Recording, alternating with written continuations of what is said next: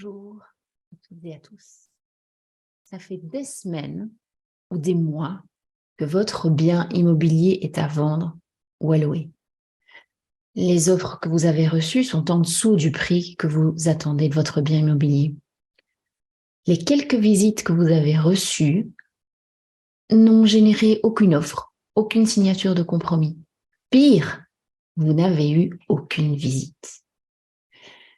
Si vous vous retrouvez dans ces situations, restez avec moi dans cette conférence parce que j'accompagne les propriétaires de biens immobiliers à mettre en valeur leur maison ou leur appartement, à le rendre séduisant, sympathique pour les futurs acheteurs.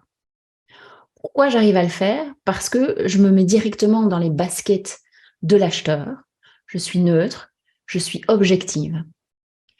Et afin de vous aider à vendre votre bien plus vite, nous allons ensemble supprimer les points qui parasitent l'attention du visiteur. On va mettre en avant les caractéristiques de votre logement. On va garantir sa propreté et son entretien. Et on va abolir le désordre à l'intérieur. Qu'est-ce que vous allez y gagner? Offrir le petit plus à votre maison par rapport à une maison dans le même style qui est en vente dans le même quartier. La vôtre, grâce à notre travail, aura ce petit plus que recherche l'acheteur. Et on va mettre en valeur votre bien immobilier pour qu'il se vende le plus rapidement possible. Bienvenue à toutes et à tous. C'est parti durant ce live où je vais vous révéler les 10 règles du homestaging, les 10 commandements à appliquer pour un travail de homestaging, les 5 principes de base du homestaging et la règle des 6 R. Je suis Laurence Chauvier, je suis formatrice, conférencière, coach de vie et aussi coach en homestaging. Merci beaucoup si vous aimez ces vidéos, si elles vous servent à quelque chose, de les partager avec vos amis, avec votre famille, avec des gens qui auraient besoin de ces informations. Posant le cadre de la formation, de ce webinaire ou de cette conférence en ligne.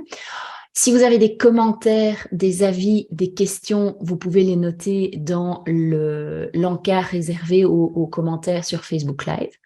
Si vous regardez cette vidéo en replay, utilisez les commentaires en dessous. Et donc, ce que je vous invite à faire dès aujourd'hui, c'est à vous abonner à ma page Facebook Live Laurence Chauvier Coaching, à ma chaîne YouTube Laurence Chauvier Coaching. Et bientôt, je vous annoncerai l'arrivée de mon site internet. Alors aujourd'hui, comme vous l'avez compris, on va parler de homestaging. Alors, le homestaging, vous avez déjà, je pense peut-être, entendu parler ou vu des émissions à propos du homestaging, notamment sur les chaînes françaises avec un agent immobilier qui s'appelle Monsieur Stéphane P. et son équipe féminine de homestageuses. Alors, juste que je voudrais clarifier ici pour commencer cette conférence, c'est qu'en fait, ces émissions, les traits sont grossis et elles sont mises en scène. Moi, dans ma vie de tous les jours, quand je fais un chantier de homestaging, je ne me permets pas de juger ou de critiquer l'aménagement des gens. Je fais des petites blagouilles parce que c'est quand même, ça doit rester sympa. Mais il est clair que si j'arrive chez quelqu'un qui a un intérieur décoré type années 50, années 70, je vais pas m'esclaffer « Waouh, c'est discothèque ici !» Non, je vais lui dire diplomatiquement que sa décoration est à son goût à eux, mais que pour l'acheteur d'aujourd'hui, elle n'est plus vraiment au goût du jour et par rapport, elle est plus contemporaine en fait. Donc voilà, comprenez bien que toutes ces émissions, c'est de la mise en scène parce que ça passe à la télévision et on doit maintenir le téléspectateur en alerte. il y a des choses qui ne se font pas en réalité avec le client.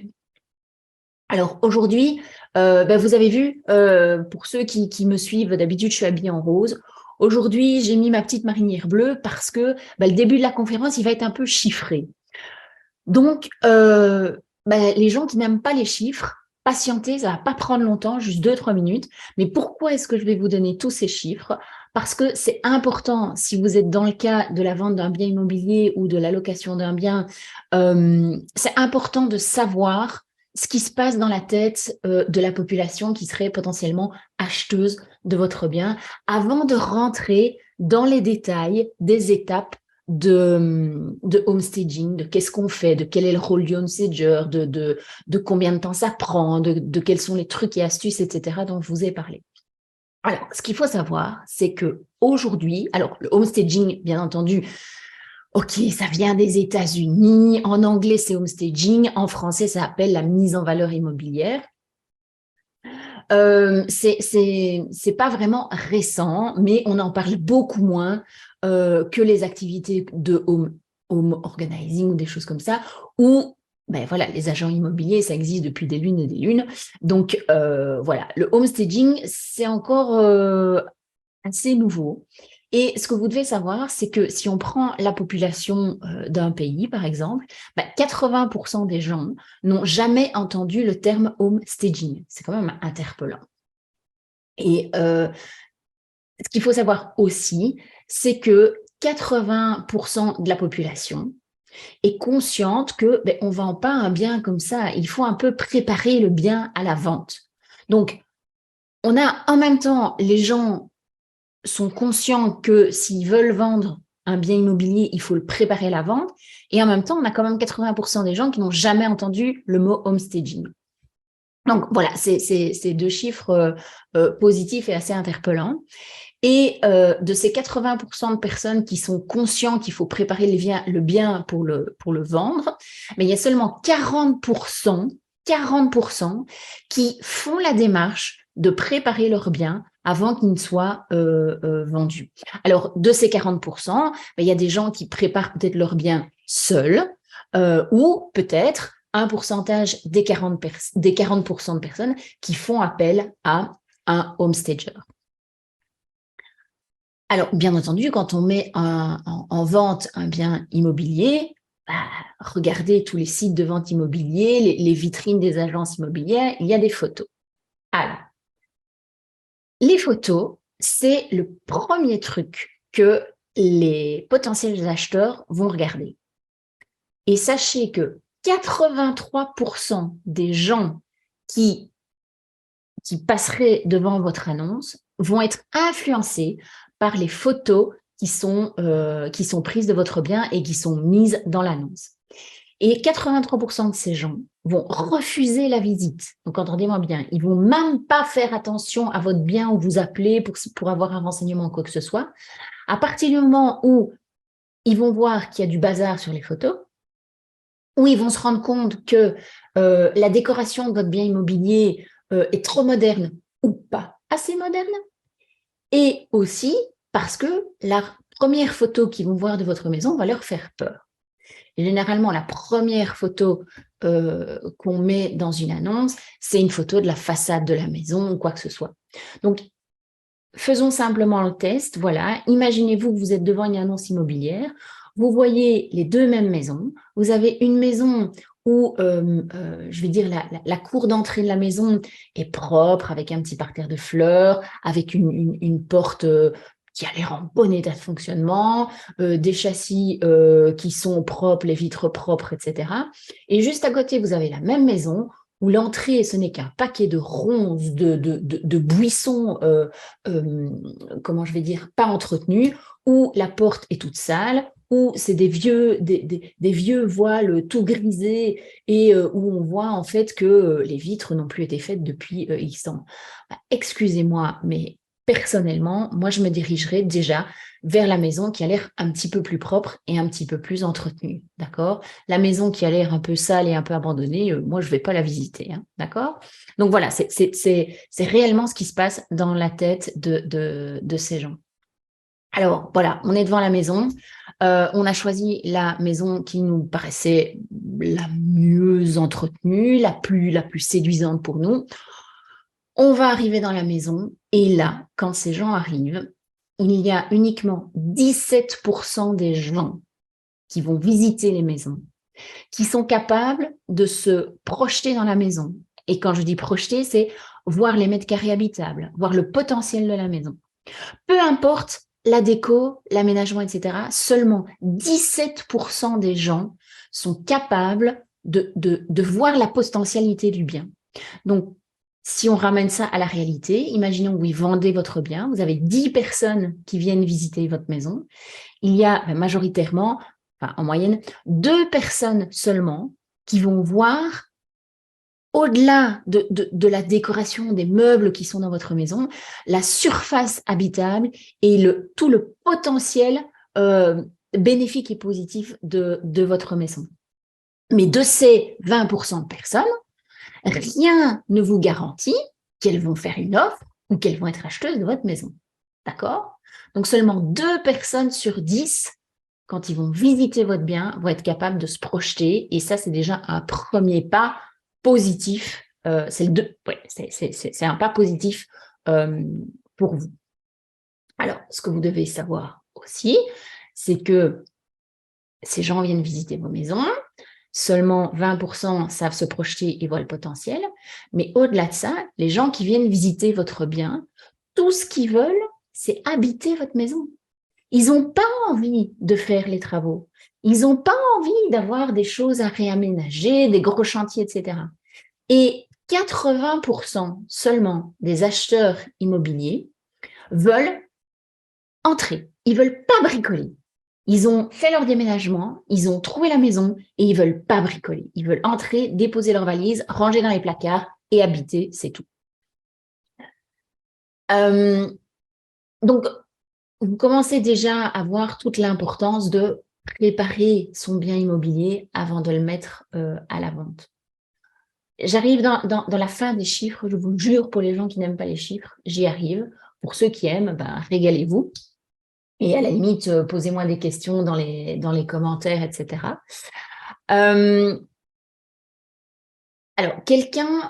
si dans un quartier, on prend 2 maisons équivalentes, une qui a été homestagée et une qui n'a pas été préparée ou homestagée, en fait, le vendeur qui ne prépare pas sa maison avant de la vendre, avant de la mettre sur le marché immobilier, il risque, donc écoutez bien le mot, il risque une perte de 15 à 25% du prix de son bien, versus la même maison qui aurait été préparée à la vente ou homestagée à la vente. D'accord?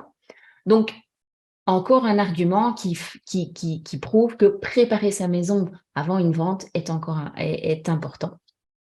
Alors, vous allez me dire, oui, ok, ça va, j'ai compris, il faut préparer ma maison avant la vente, etc.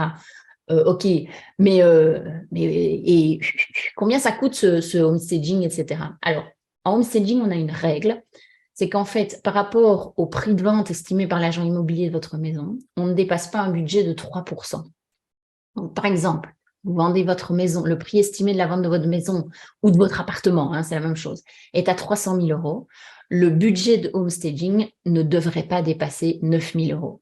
Maintenant, si dans votre maison qui est en vente à 300 000 €, il faut refaire une cuisine, refaire une salle de bain, refaire tous les sols, repeindre, etc., on ne va pas pouvoir tout faire avec 9 000 €. Donc, c'est à ça aussi que le homestager est utile. C'est que dans tous les chantiers qu'il y a à faire pour remettre la maison en ordre, il va vous aider et il va vous donner des guidances sur qu'est-ce qui est à prioriser dans le réaménagement, dans la préparation de votre maison. Alors, vous allez me dire, ok, c'est clair, je vois bien l'histoire, mais en fait, qu'est-ce qu'on fait? Qu'est-ce que ce homestager va venir faire dans ma maison? À quoi je vais pouvoir l'aider, etc. Pas de panique, j'y arrive. En tant que homestager, en fait, nous, on va vous aider à désencombrer votre maison et à la ranger. On va aussi la dépersonnaliser, d'accord? Pourquoi c'est important de dépersonnaliser? Dépersonnaliser, ça veut dire la rendre la plus... comment? Mais concrètement, si vous avez des photos de votre famille au mur, etc., ça va en quelque sorte freiner les potentiels acheteurs à se projeter, puisque vous mettez sur tous les murs comment je vais dire, des messages qui disent qu'il y a des gens qui habitent et que c'est à eux, etc., et que ça appartient à cette maison et que cette maison appartient à une famille. Eux vont pas arriver à se projeter. Donc, en fait, on dépersonnalise et alors, on n'enlève pas l'âme de la maison, ça, c'est pas vrai. On la rend un petit peu plus standard pour que tout un chacun, une famille avec des enfants, une famille sans enfants, un couple jeune, un couple un peu plus âgé, puisse se sentir bien dans cette maison et puis se dire, ah ben voilà, ça, ce serait par exemple le mur où je mettrais nos photos de vacances. Mais si vous avez déjà occupé ce mur, ils vont pas pouvoir projeter leur futur déco sur votre mur qui est déjà occupé par votre décoration. Ça va? Donc, en fait, on redonne une âme un peu plus commune et standard à votre maison. Et non, on n'en fait pas des maisons de catalogue comme certains peuvent le faire. Enfin, en tout cas, moi, je n'en fais pas des maisons catalogue.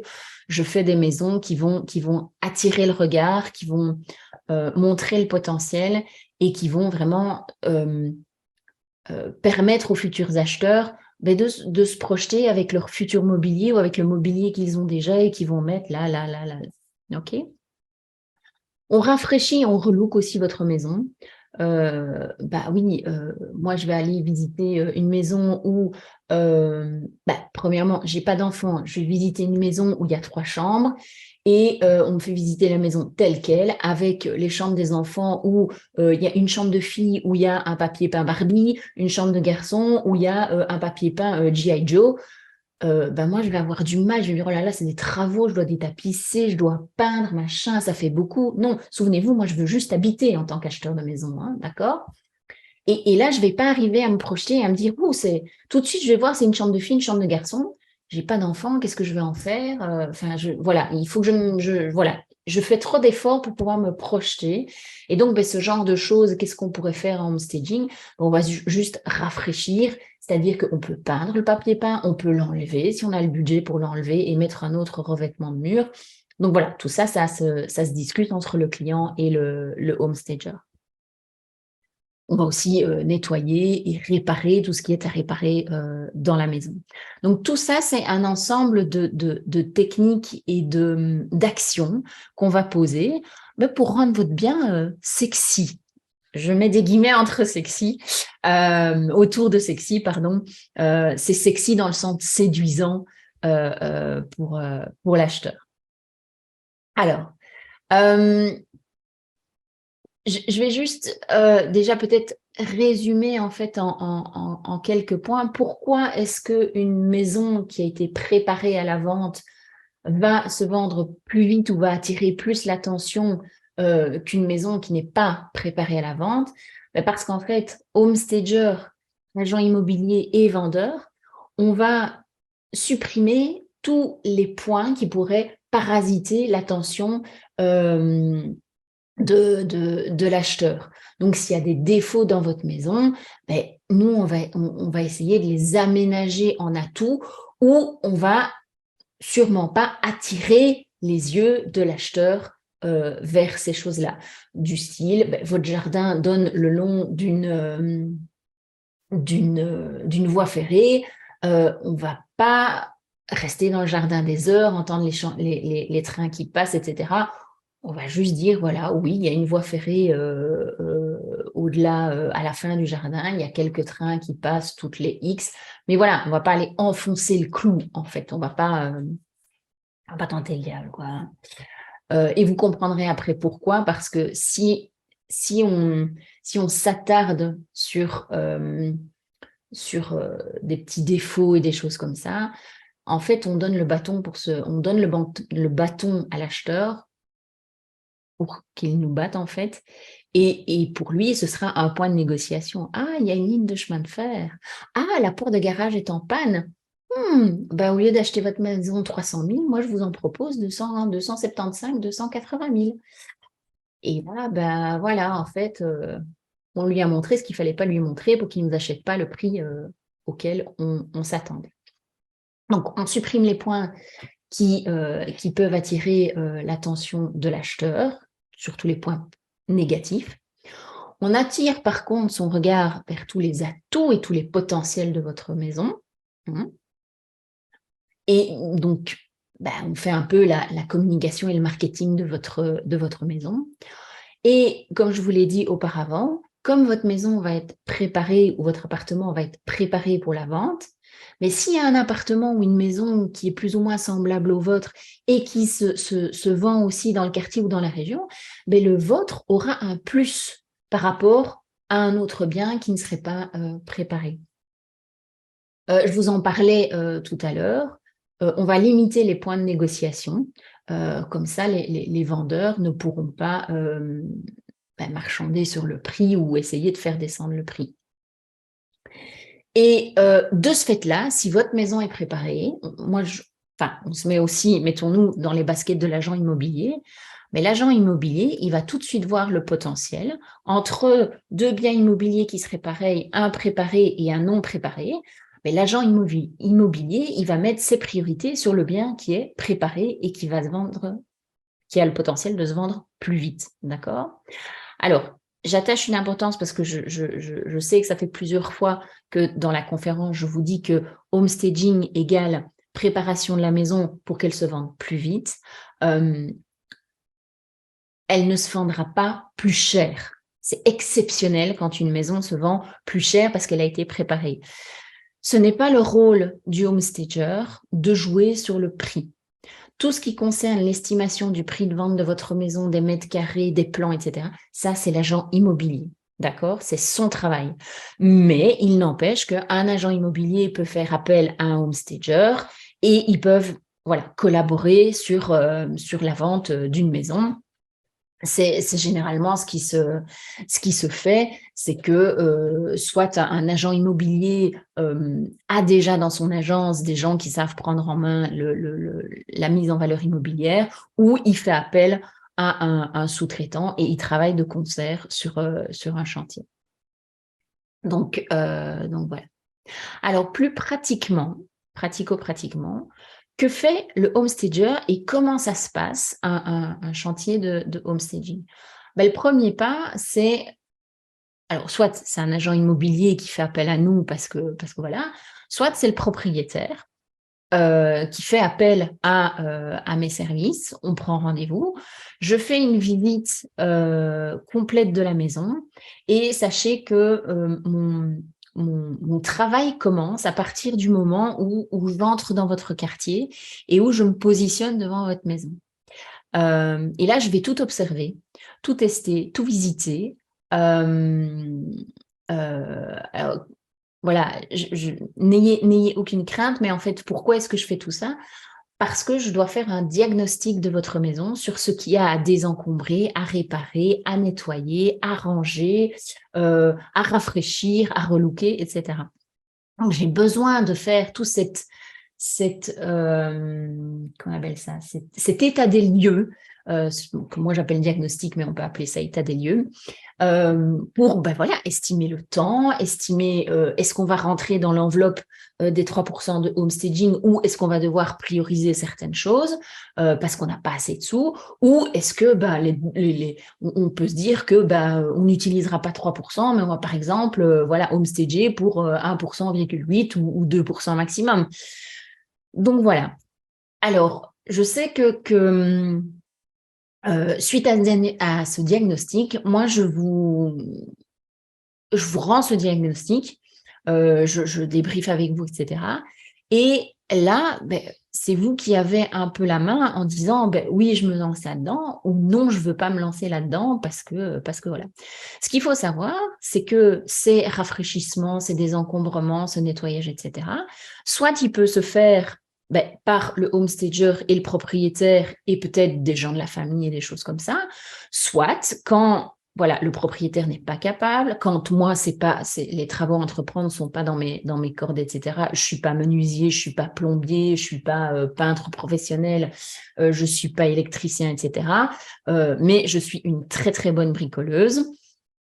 Je fais partie de la génération de monter les meubles Ikea, de se démerder tout seul quand on est célibataire.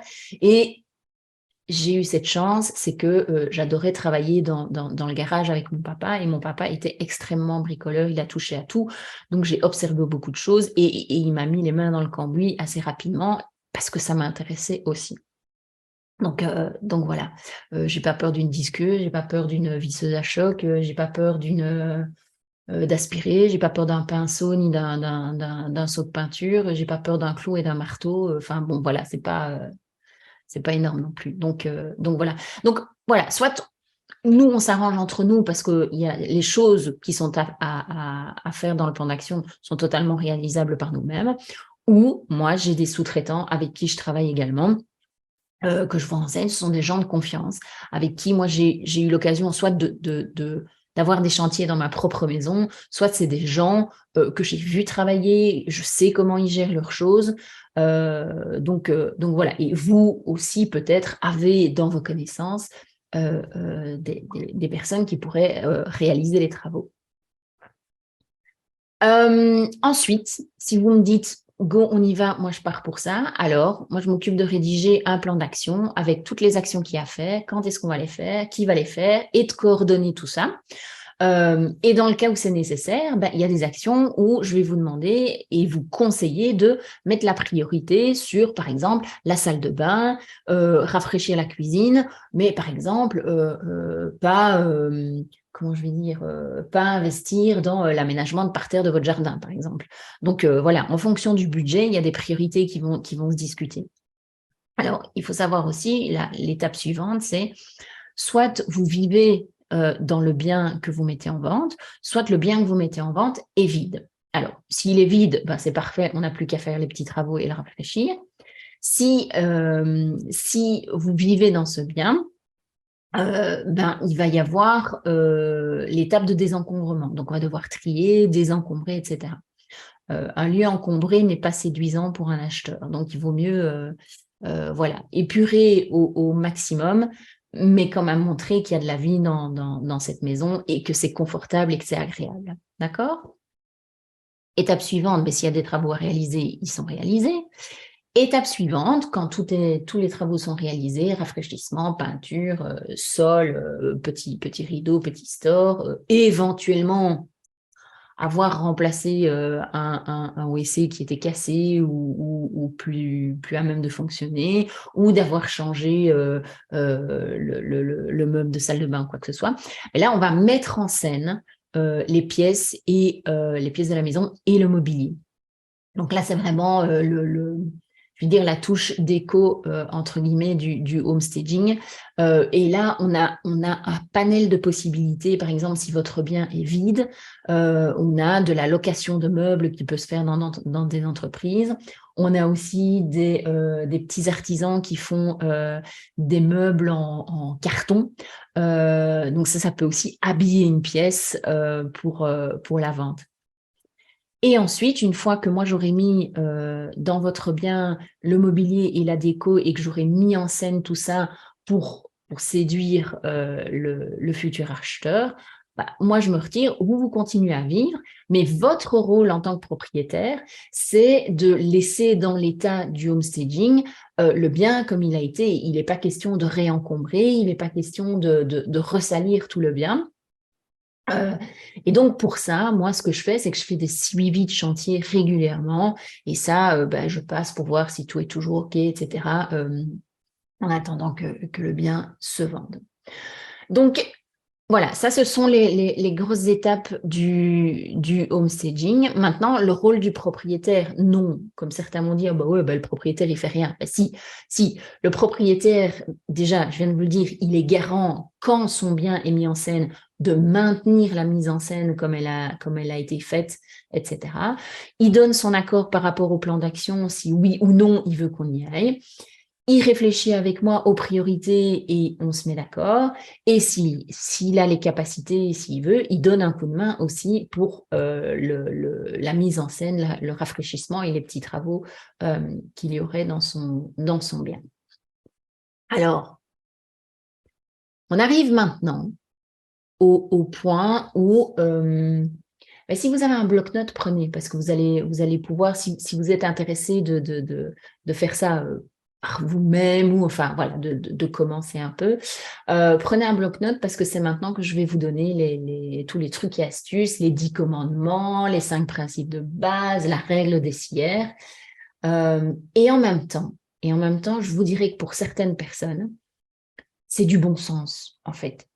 C'est de l'entretien continu de sa maison, mais ça ne l'est pas pour tout le monde. Donc, c'est pour ça que je me suis permise aujourd'hui de rappeler ces trucs et astuces qui sont importants. Alors, les 10 commandements du homestager, ils sont très simples, on en a déjà parlé, vous allez voir, c'est une redite, mais c'est pour que ça rentre bien dans votre tête. Et j'ai eu parfois certaines remarques comme ça, c'est de ne rien laisser au hasard. Et je vous raconte une anecdote. Je vais chez quelqu'un pour un diagnostic et je suis en train... Tous les interrupteurs, je les teste pour voir si c'est OK, s'ils tiennent bien au mur, s'ils allument bien, si l'ampoule fonctionne, etc. Les prises, même chose, je regarde si elles sont bien ancrées dans leur boîtier et si elles ne tombent pas ou quoi que ce soit. Jamais, au cas où il y aura un enfant ou quoi que ce soit qui veut un peu jouer. J'ouvre tous les robinets, je regarde s'ils sont bien... s'ils fonctionnent toujours bien, etc. Et je me souviens, la personne me dit « Ah ben, en tout cas, vous ne laissez rien au hasard, hein, vous êtes pointilleuse. Hein. » Ben, je dis « Oui, parce que la personne qui va acheter votre maison après, elle a envie que ça fonctionne. Donc, et on va pas commencer à jouer non plus avec vis caché, machin, bidule. C'est pas la peine. » Donc oui, parfois, je frappe un peu sur les murs pour voir si c'est des murs porteurs ou pas.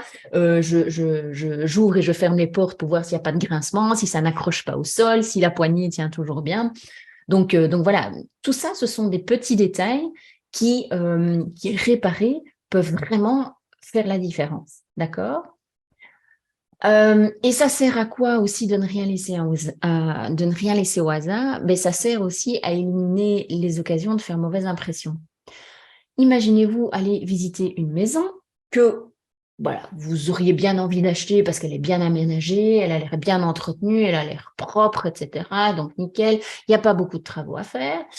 Et au moment où vous sonnez à la maison, vous avez quelqu'un qui vous appelle au carreau et vous dit « Non, rentrez par derrière parce que la porte de devant ne s'ouvre pas bien. » Vous dites « Oh ben merde, je devrais déjà réparer la porte d'entrée ou changer la porte d'entrée. » Ben, vous êtes un peu déjà déçu, quoi, en fait. Donc ça casse le côté emballé que vous aviez à poursuivre la visite, en fait. Donc voilà. Comme je vous ai dit, on fait réaliser toutes les réparations, on pourchasse l'encombrement, on dépersonnalise les lieux pour que justement tout type d'acheteur puisse se projeter dans votre maison. Une chose hyper importante, et ça franchement, ça me tient vraiment à cœur et c'est important pour moi parce que c'est une valeur importante pour moi, c'est de laisser rentrer la lumière naturelle. Alors, bien sûr, il y a des ouvertures de fenêtres. Par exemple, je pense à la salle de bain où, bah oui, quand on prend sa douche, on va mettre un voile, on va mettre un filtre, on va mettre des tentures, un store, voilà, pour garder l'intimité qu'il y a dans la salle de bain. Mais ce que je vois, et notamment voilà, dans des maisons un petit peu plus anciennes, etc., c'est les voiles qui sont aux fenêtres pour occulter, pour ne pas qu'on voit. Oui, mais ces voiles, ils empêchent aussi toute la lumière de rentrer. Et je ne sais pas vous, mais moi, la lumière, ça me met en vie, ça me met en joie, ça me motive. Un rayon de soleil, c'est magnifique à avoir. Moi, j'ai des endroits dans ma maison où le soleil donne pendant plusieurs heures. Ben, c'est mes petits coins où je me love dans un fauteuil et je lis un bouquin et je suis en plein soleil avec un petit verre d'eau ou une tasse de thé. Mais c'est magnifique ces moments-là. Moi, c'est des moments que j'adore vivre. Mais aussi, c'est une des règles du homestaging de faire rentrer la lumière naturelle et n'utiliser que la lumière artificielle pour donner certains effets dans des pièces sombres ou quoi que ce soit. Donc voilà. L'importance aussi, c'est de montrer que vous vivez dans une maison propre, éclatante, et non pas une maison de poupée, hein, on est bien d'accord, mais propre. Ça, c'est hyper important. Alors, vous allez le voir aussi, je vous en parlerai plus tard, quand on joue avec les 5 sens, en fait. Donc, quand vous êtes quelque part, vous entendez du bruit, vous sentez des odeurs, vous touchez des choses, vous avez des impressions, etc. En homestaging aussi, on va utiliser les 5 sens pour provoquer des réactions positives chez les personnes qui visitent votre bien et qui ont un potentiel à acheter. Et puis ensuite, comme je vous l'ai dit, on met la touche finale, la magic touch, avec la déco et le mobilier. Donc, c'était ça, les 10 commandements du homestaging. Et maintenant, je vais vous citer la règle des 6 R. Il y a aussi beaucoup de redites. Si celle-là vous parle plus, prenez celle-là. C'est un peu la même chose, mais les 6 R, c'est très simple. C'est réparer, réduire et rafraîchir, réaménager, ranger et redécorer. Voilà, il y a même en technique, les 6 R, ça commence chaque fois par R. Donc voilà. Alors maintenant, peut-être des choses qui vont vous étonner aussi en homestaging. Je viens de vous parler des 5 sens. Je vous ai parlé de la lumière. Sachez que quand on fait visiter une maison, je vous ai dit il y a quelques secondes, nos 5 sens sont en alerte. Donc, c'est pour ça que les principes de base du homestaging, c'est qu'il n'y a pas d'animaux dans le bien. On fait très attention à ce qu'il n'y ait pas d'odeur nauséabonde, que ce soit confortable, qu'il y ait la lumière, et aussi qu'une pièce ait une fonction. Alors, je vais un peu détailler. Je ne suis absolument pas contre les animaux, contre la cuisine, etc. Mais c'est un principe. Quand quelqu'un vient visiter une maison à acheter, on peut lui dire qu'il y a des animaux, que voilà, on peut avoir des animaux dans la maison, dans le jardin, etc. Mais lors des visites, il n'y a pas d'animaux, il n'y a pas d'odeur d'animaux. Alors, soit ranger les paniers de chiens, les litières, les cages à oiseaux, comment je vais dire, les bocaux enfin pas les bocaux, les aquariums, pardon, excusez-moi, les aquariums, etc., dans la mesure du possible. Mais voilà, pourquoi? Parce qu'un chien perd ses poils, un chat peut mettre des petits grains de litière à côté, etc. Et tout de suite, ça, ce sont des choses qui vont faire pas propre, pas éclatant.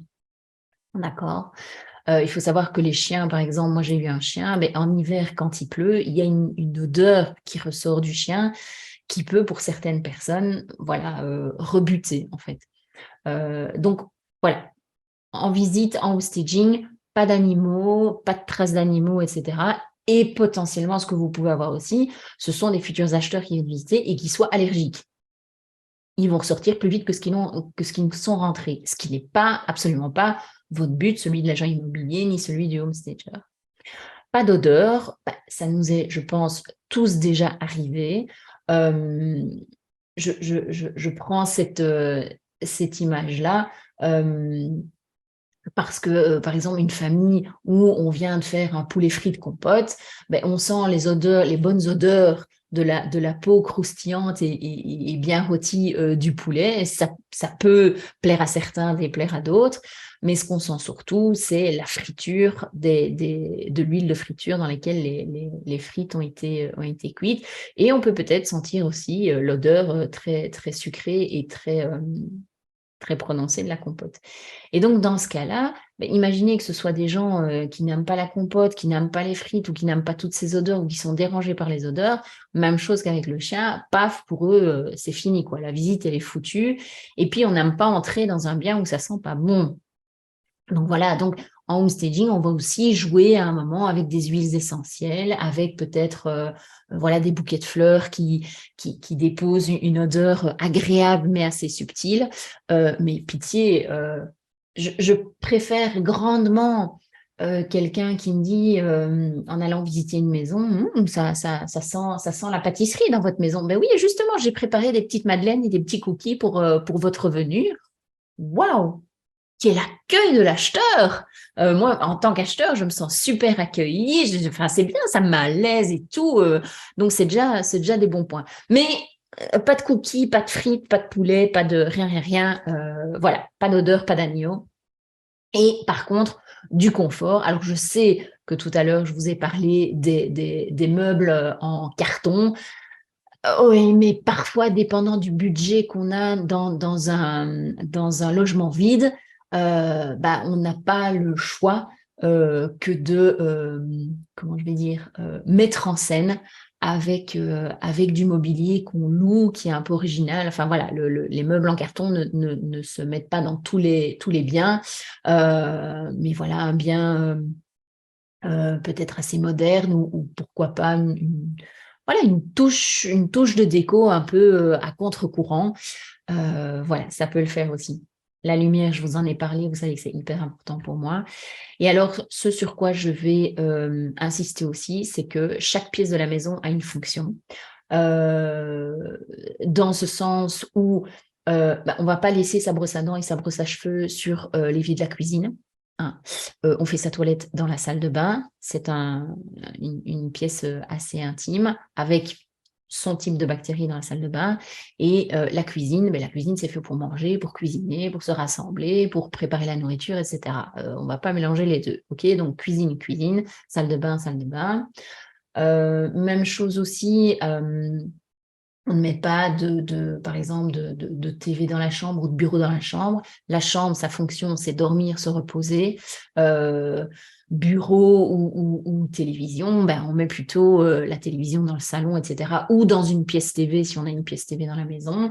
Et bureau, voilà, en fonction de l'espace qu'on a, on lui réserve une place dans une pièce ou quoi que ce soit. Alors, ne me faites pas dire ce que je n'ai pas dit. Que dans toutes les maisons, il devait y avoir un bureau, une pièce télé, etc. Non.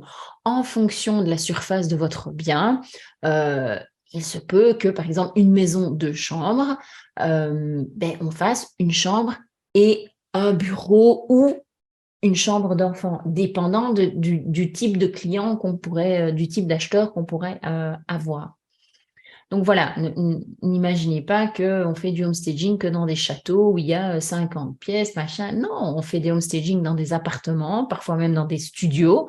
Et clairement, dans le studio, il y a une pièce, mais on va plutôt aménager un coin bureau, un coin salle à manger, un coin chambre, chambre télé, parce qu'on peut mettre un canapé lit ou un truc comme ça. Donc voilà, ça c'est des choses envisageables, dépendant tout bien. On n'a pas, je veux dire, si je fais 3 chantiers de homestaging dans 3 maisons différentes, les 3 maisons n'auront pas du tout la même déco, le même mobilier. Votre maison, elle a une âme, elle vit dans un quartier, elle va intéresser certaines personnes. Donc, si je reprends mon exemple de 3 maisons, il y a peut-être une maison qui va être super intéressante pour les familles avec 2 enfants. Mais il est clair que je vais pas aller mettre du mobilier de tel architecte d'intérieur ou un mobilier très luxueux dans une maison où il va y avoir des enfants qui viennent le mercredi après-midi ou qui vivent, ou enfin bon voilà. Par contre, je mettrai peut-être du mobilier un petit peu plus luxueux dans un appartement, sur une avenue très chic, dans une ville, machin, voilà. Mais il n'y a pas, enfin voilà, si vous prenez 3 maisons homestagées, elles seront homestagées différemment, d'office.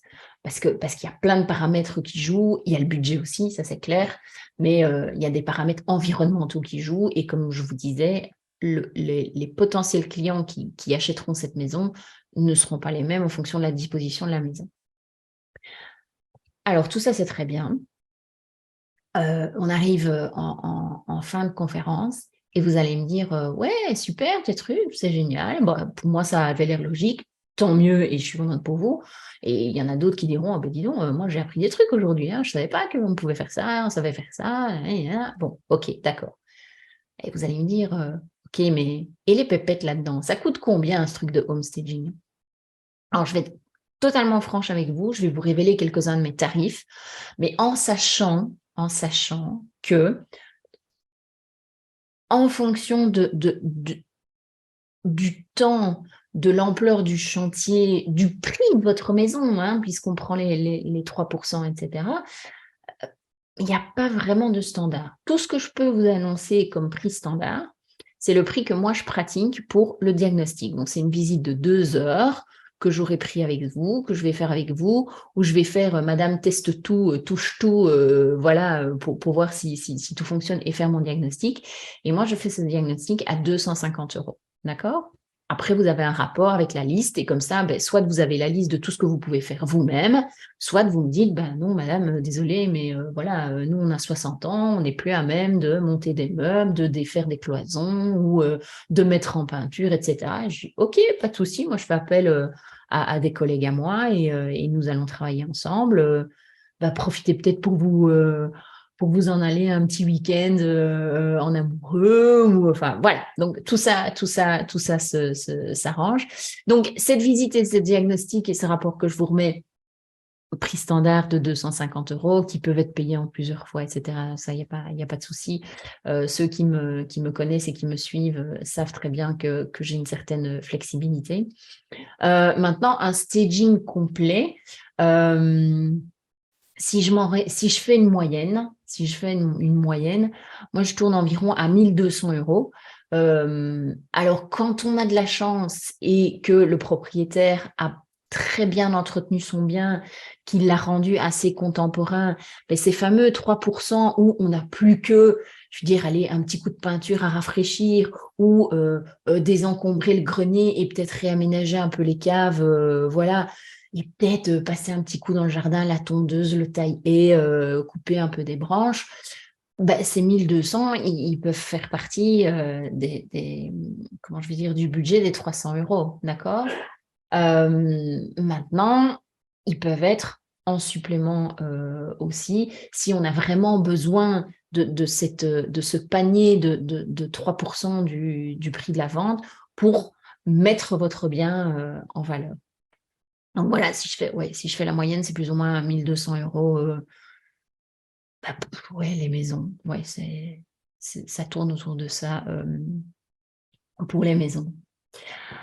Alors, moi, je suis arrivée à la fin de ce webinaire. Je vous ai transmis un petit peu tous mes trucs et astuces. J'ai été très franche et très honnête avec vous sur mes tarifs, les prix, les chiffres, etc. Si vous avez des questions, n'hésitez pas, c'est le moment, c'est l'instant. Si vous avez des remarques aussi, si vous voulez faire appel à mes services, vous n'hésitez absolument pas, vous me contactez via ma page Facebook ou via mon adresse email que vous retrouvez aussi sur la page Facebook. Moi, je vais juste boire un petit verre d'eau parce que je sens ma gorge qui est assez sèche. Donc, voilà, je vous laisse le temps de poser vos questions, de mettre vos remarques. Petit pouce en haut si vous avez aimé, petit pouce en bas si vous n'avez pas aimé. Et moi, ce que j'aimerais, c'est si vous mettez un petit pouce en bas, de me dire pourquoi vous n'avez pas aimé. Comme ça, moi, je peux m'améliorer pour les prochaines vidéos. Donc, voilà, prenez le temps de poser vos questions et de faire vos commentaires à votre santé.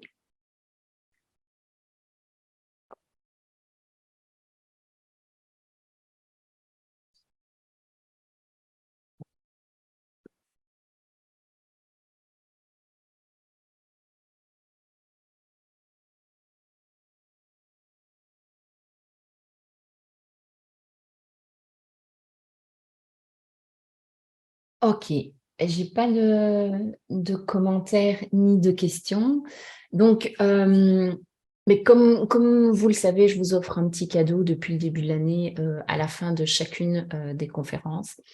Et donc, ce que je vous propose aujourd'hui, c'est, voilà, si vous avez besoin de mes services, si vous avez des questions ou une problématique euh, qui touche à la mise en valeur de biens immobiliers, je vous offre gratuitement un call de 30 minutes avec moi. Je vous mettrai les liens pour réserver votre appel téléphonique avec moi. Et ça n'engage à rien du tout. Je ne vous vendrai rien à la fin. Moi, je vais écouter votre problématique par rapport à la mise en valeur de votre bien immobilier. Je vais vous donner des conseils et puis à vous de me dire si vous voulez travailler avec moi ou pas. Et ça viendra peut-être même pas dans la conversation parce que vous n'avez pas besoin d'aller aussi loin. Donc voilà. Euh, Profitez-en pour réserver votre appel. Je pense qu'il n'y a pas beaucoup de gens qui sont sur le marché aujourd'hui qui offrent ce genre de choses. Donc voilà, moi je vais vous laisser voilà, passer une excellente soirée en famille, en couple, seul, etc. Voilà, peu importe votre situation. Je vous retrouve jeudi prochain, 14 mars, pour la prochaine conférence. Et cette conférence, elle parlera des trucs et astuces anti-gaspillage. Je vous fais des gros bisous. Je vous souhaite une bonne soirée. Je vous remercie de me suivre. Pensez bien à vous abonner, etc. Moi, ça me motive et ça montre que ce que je fais aussi vous intéresse en fait. Donc voilà, à bientôt, passez une bonne soirée et à la semaine prochaine. Merci.